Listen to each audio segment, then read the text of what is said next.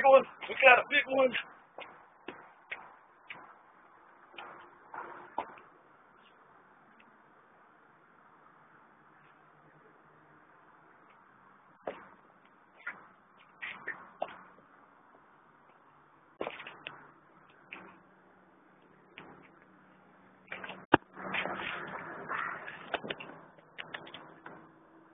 Just what kind of soil we're in if we're just going to fall over.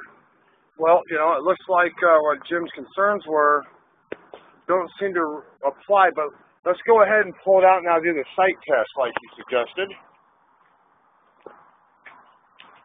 And by the way, Jim, I'm Trevor, who you're talking to, and this is Jason. And the sight test was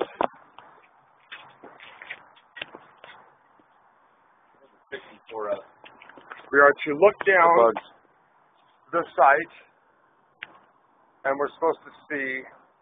I think Jim can see what he's looking for from this perspective. Well, I'll come around. Well, if I'm looking at this based on the drawing, I see exactly what the drawing states. In the center line of this hole is the top section of the V here, making a sight, and I'm looking straight at it.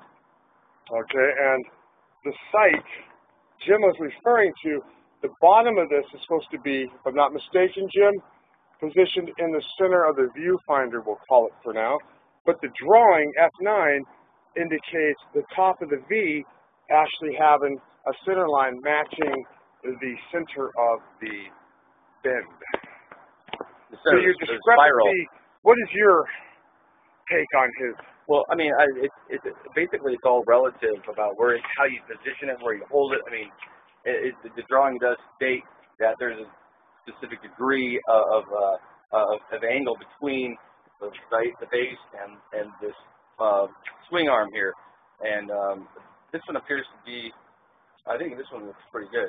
It might be a little bit off, but again, we do have a. Let's do the test he said, where you put the base on the floor now. Well, we have a plus or minus 5 degree tolerance. And 5 degree tolerance, plus or minus 5, that gives us a 10 degree window, which is fairly large. So if this is supposed to come straight up and down. I think that's what he was saying, but why don't you turn it around and point it towards you? Well, it doesn't matter. It's going to be the same way, same thing. Why did you give him the actual? Well, now if I look at this from this straight here, there's a 23 degree angle, right?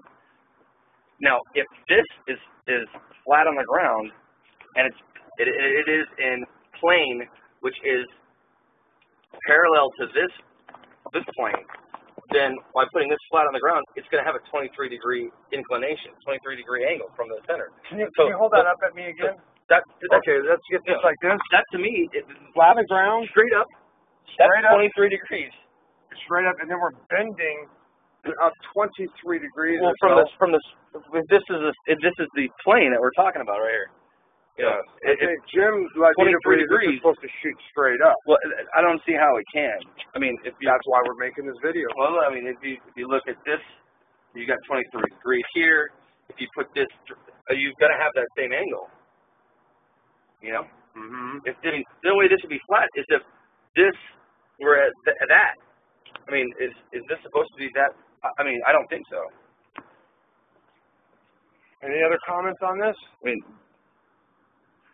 I remember him saying that the plane of this and the plane of this had to be parallel. Are they?